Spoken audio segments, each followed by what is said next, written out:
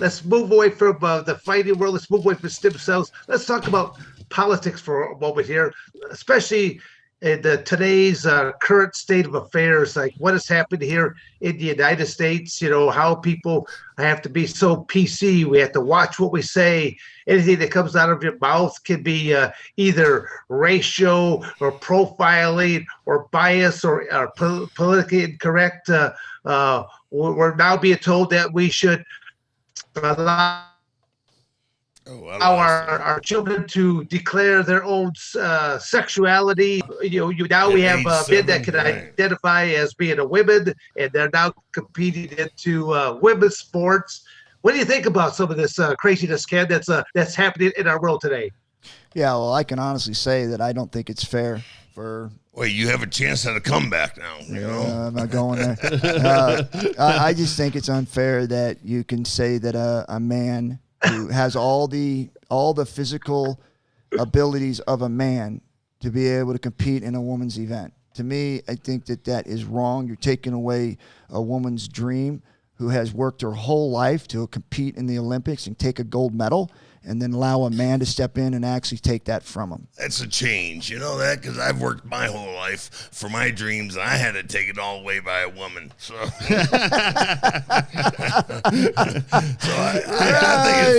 it's fucking fair and square.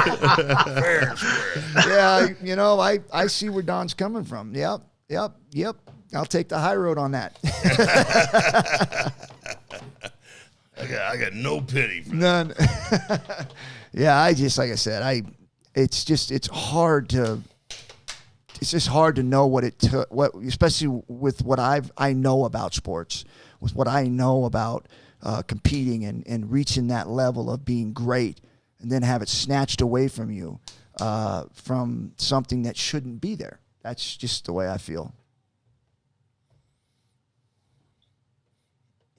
I agree 100%, but like you said, we're unless it's a divorce, for different reasons. Unless it's a divorce. No, I mean we're all getting our dreams and our future and our past and our present. It's all getting snatched away from us one way or another. And it's insane. It's not no right or wrong. It's not fair. It's fucking insane is what the deal is. Yeah, and if you try to speak up for what's right, you're racist. Right. So because that's their argument. Yeah. They have no legitimate argument, so they've got to go to that. And the ones that are usually saying that are the ones that are actually racist. Right. And they're throwing the stones. Yeah. Yep. It's a conversation that there's no way you can win it. You just can't win it. That's how it's designed. Yeah. Yep. And until we have somebody that has some power or at least some position in the government to start supporting the people that literally understand what is right and the rights of those, we're banging our heads against the wall. And until we can get somebody out there in the White House or in that position to be able to allow people to be able to speak their minds, then it's basically just beating your head against the wall until that happens. The culture's already been built. It's already been built. So if somebody says my son is 4 years old and he's gay, we know he's gay and it's okay. We want to leave.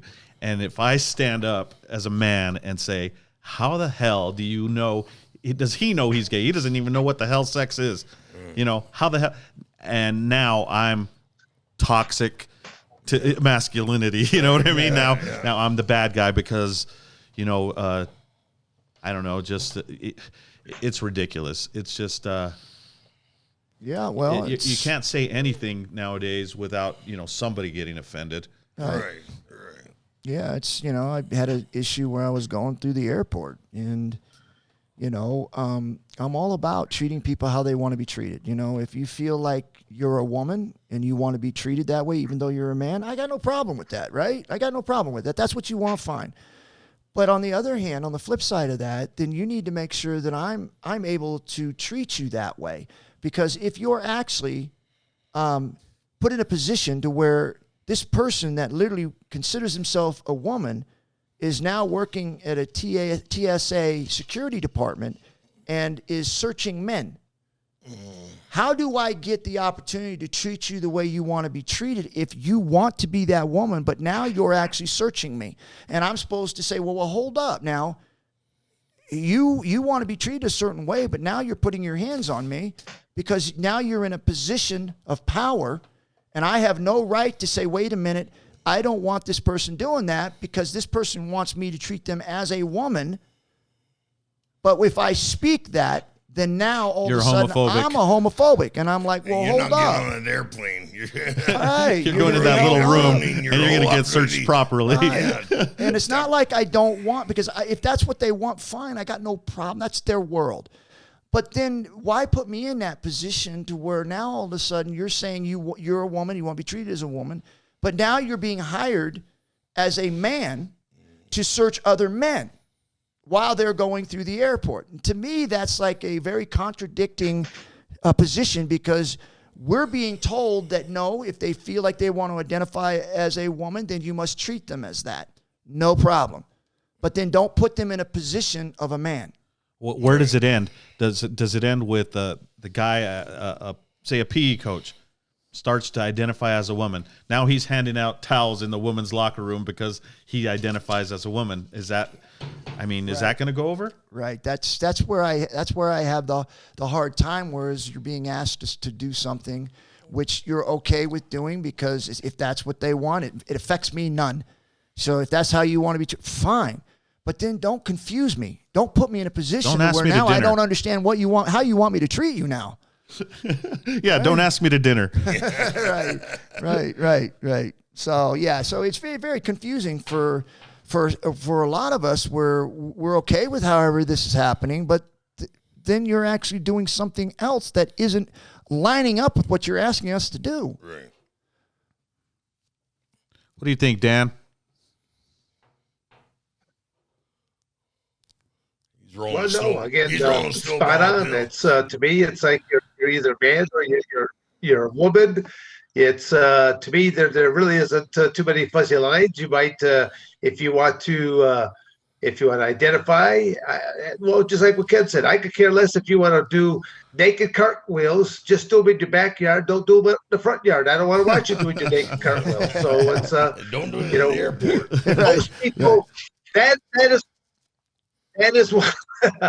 is why most people want to come to the United States, because we are the land of freedom. We have so many rights here that if you were to do and or say some of the things that we're just talking about right now, but you were to do that in some of these other countries, well, you would either be shoved off to the gulag, or they will take you out back somewhere and either behead you or whatever. So it's a lot of people want to come here, and because that you can have the Rainbow Coalition can march right on the United States. You can have anyone that can march on the United States and have their rights be heard. We allow people, we allow even stupid people to say stupid things, point blank, because we're all here doing it. Yeah, but yet. Yeah, well, yes, we are. And we're allowed to air, but see, a lot of people would be like, "Oh my gosh, that's taboo what they're talking about here. That's taboo what they're talking about there." No, we're at least we're strong enough men in our convictions to simply bring it out in the open. Those people that are scared to even talk about it, that's the worst kind. Yeah, I think if you have an opinion, bring your opinion forth. You got these people that they want to vote in secrecy or whatever. Have a little bit more backbone, and that's what we lack in this country is backbone and balls. Yeah, and to speak on that too, when you think about that, though, I also have an understanding. Right, I also have an understanding of some of the pressure that some of these people go through. They could lose everything. I mean, they lose everything. Some of these people that are dependent on fan base, if they come out and start talking about different things on their platforms, Twitter will go in and Facebook will go in and cancel them. they will cancel them. So everything that they've done up to that point, with all the things they built up and all the things they've done, because they come out and they have an opinion on something, then they get completely canceled. That's their whole income. A lot of these guys are making $100,000, $200,000 a year, and they're going to be taken off the platform and they're going to be canceled. I think we're having a senior moment here. Not sure what just happened. I don't know, but maybe we pissed them off, with the old guy stuff. Yeah. Maybe they just they didn't like what we were talking about, and Just go into step all the way to and the estrogen level in their body was too high, and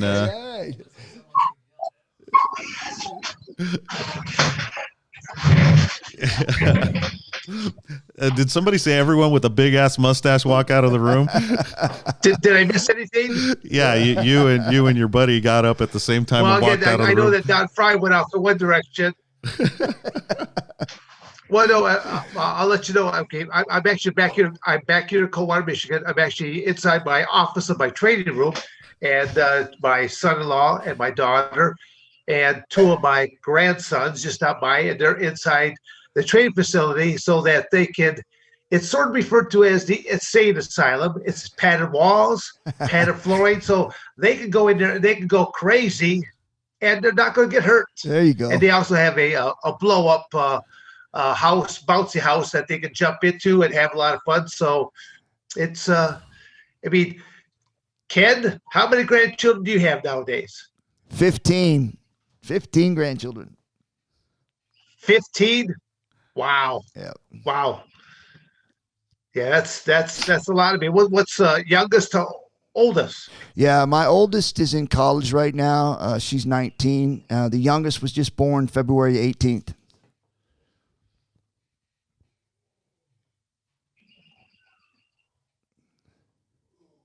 Oh wow, yeah, you've got quite the gauntlet. Yeah, so mine are all in the very young ages here. So I just I try to tell kids just to wait a little bit, on marriage and that, because too many people, I think it's sort of ingrained in a lot of ways that kids should, out of college and they start looking to get married. I'm thinking, no, live your life for a little bit, travel, do some things. And then if you want to get settled down, do it then. It's I think that we tend to lead people to think that they have to do things by a certain age, think a certain way, do a certain things, and it's completely wrong. Right. Like, for example, going to college. I don't think kids should go to college right out of high school because they know no difference from what they've been doing all along, except that mom and dad are no longer around. So now you get a lot of young people, they get in trouble because they start partying and they flunk out of college and they have all these bills and stuff like that. Whereas if for 1 or 2 years, if they would have either gone into the military, which I'm a big advocate of, go into the military or simply go to work, and you realize, I hate my boss. I hate my job. So now when I go to college, I will really apply myself in a much more productive manner, and you'll probably get out of there a lot more quicker to where, and you'll have a lot more goal orientation as to what you really want to do with life, where most 18-year-olds going to college, they don't have a clue. I changed my major every semester. For the first 4 years. Yeah. Like 6 years of college, shut the hell down.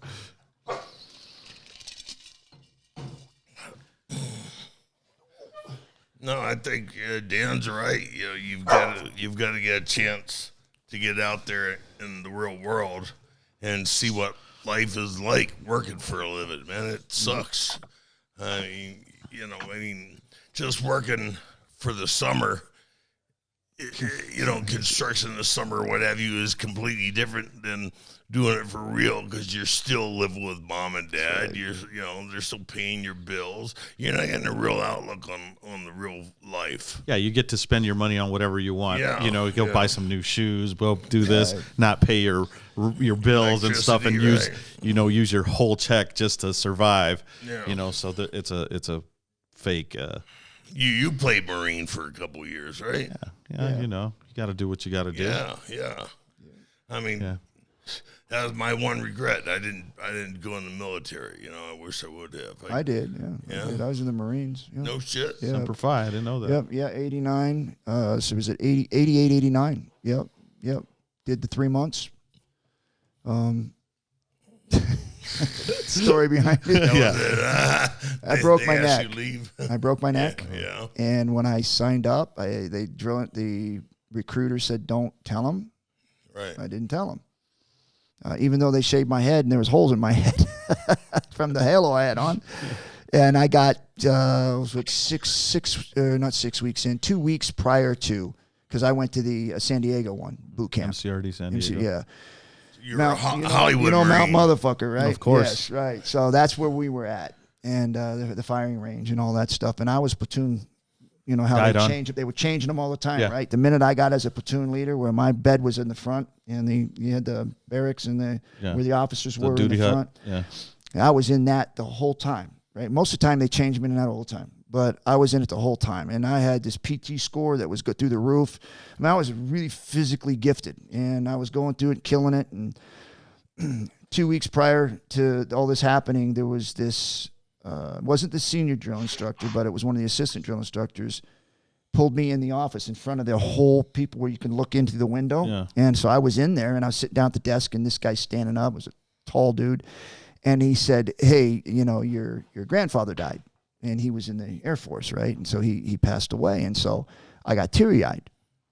And so he slams his hand down on the desk and says, "What are you crying for? We're no crying." Just started getting really hyper, and because I got into that moment, I literally flipped the desk over and I attacked him, and that shortened your career. Put a beating on him, right? So, and at that time I was about 215, 217, and I was shredded because I was through the whole that boot camp. I was in good shape. And I just beat him down. So then they put me into this group where all these people that were jumping the fence trying to get to the airport. I'm in with all these losers, and my senior comes in, and so he goes in front, this is how it works. The Marines are not in charge. It's the Navy, the sick bay. And so they go in front of the sick bay to try to get me released because I wanted back in. I mean, why wouldn't I? I was in charge of everything. I mean, and they wouldn't. The risk of allowing me to complete. With the knowledge of me having a broken neck, was too, in their opinion, the Navy, was too risky because if I got hurt, they would have to pay me for the rest of my life if I re-injured that, and they knew that I had that injury. So I didn't get a dishonorable. I got an honorable discharge from there, but this was when I was 20 years old, because I've already played college ball. I'd done my college ball. And gotten through that and didn't know what to do. So I went ahead and my dad was completely against it because he thought I'd be a killer, And so when I got through there 2 weeks before graduation, beat up one of the drill instructors because he just caught me at a wrong time. And I ended up just thumping him and then put me into that and then tried to get out. My senior went to bat for me, but the sick bay said no. The Navy doctors said no. So that was my extent into the military. But from that point on, after I started fighting and becoming a star, I started doing I trained their MCMAP program, the Marine Corps Martial Arts program. I changed that program in Quantico. Nice. I literally went down there and changed their whole program, went down there and went through the training, taught all the guys stuff and changed their program. And years and years before that, I got kicked out for beating up a drill instructor. So, but I had a long career after my fighting, and even only a couple weeks ago, we just got back from Fort Polk, where we trained the Army, and had a great session. I trained 5 different companies, That's funny. If they could see you now, right? you know? Exactly. See what you missed out on, Yeah. right? And it was something I really enjoyed because it was kind of like fighting, right? Where there was a team and a camaraderie, and you were all in it together. And that's literally what the military made me feel like. And that's something I always gravitate towards, is being around people and groups of people that literally have the same kind of ideas and concepts and bonding together and got each other's back. Yeah. I was a truancy officer at the same junior high that I ditched every day for my whole 8th grade year. Right.